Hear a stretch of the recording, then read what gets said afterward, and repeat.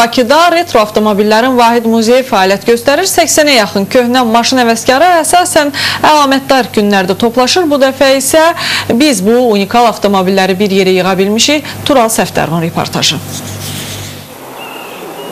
Azərbaycanda retro avtomobillərinə maraq artıb. 8 ildir retro avtomobillər klubuna üzv olan Paşa İsmailov Qaz 21 markalı maşının sahibidir. O deyir ki, maşını ilə bir çox yürüyüşlərdə də iştirak edib və avtomobilini öz övladlarından ayırmır. Bu maşını 24 ildə istifadə edirəm.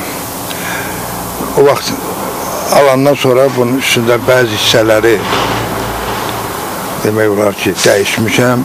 Müəyyən dərəcədə öz, belə deyək də, ana görüntüsünü saxlamışam. Retro avtomobillər klubunda elə maşınlar var ki, 20 ildir heç bir dəyişiklik edilmədən olduğu kimi qalıb. Məsələn, Vaqif Qurbanovun Qaz 21 kimi. Öz avtomobili haqqında ağız dolusu danışan Vaqif kişi, retro əfsanəsinin Azərbaycana gətirilməsinin maraqlı bir tarixçəsinin olduğunu deyir. 69-cu ildə 250 dənəsini Germaniyadan qaytardılar, vazurat elədilər. Brest şəhərində o vaxtı vayintorlar var idi. 250 dənəsinin 150 dənəsi getdi Gürcüstana, 100'ü gəldi Azərbaycana. O 100 dənənin içində bir dənə bu maşındır. Klubda keçmiş SSR-nin rəhbər şəxslərinin mindikləri maşınlara da rast gəlmək olur.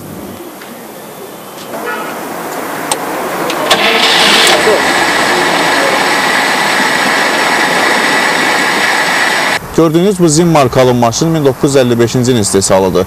50-ci illərdə Yosif Stalinin tapşırığı ilə bu maşının yığılması üçün 29 ay vaxt qoyulmuşdu. Zim 60-70-ci illərin ən prestijli maşınlarından sayılırdı. 2002-ci ildə retro maşın həvəskarları tərəfindən təsis olunan klubun hazırda 80-ə yaxın üzvü var. Burada Rusiya ilə yanaşı Almaniya, İtaliya, İngiltərə və Fransa istehsal olan maşınlar da var.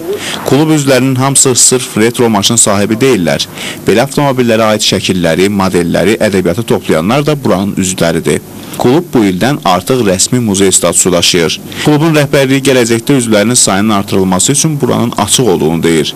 Retro maşını olan istənilən şəxs kluba müraciət edib oranın üzvü ola bilər.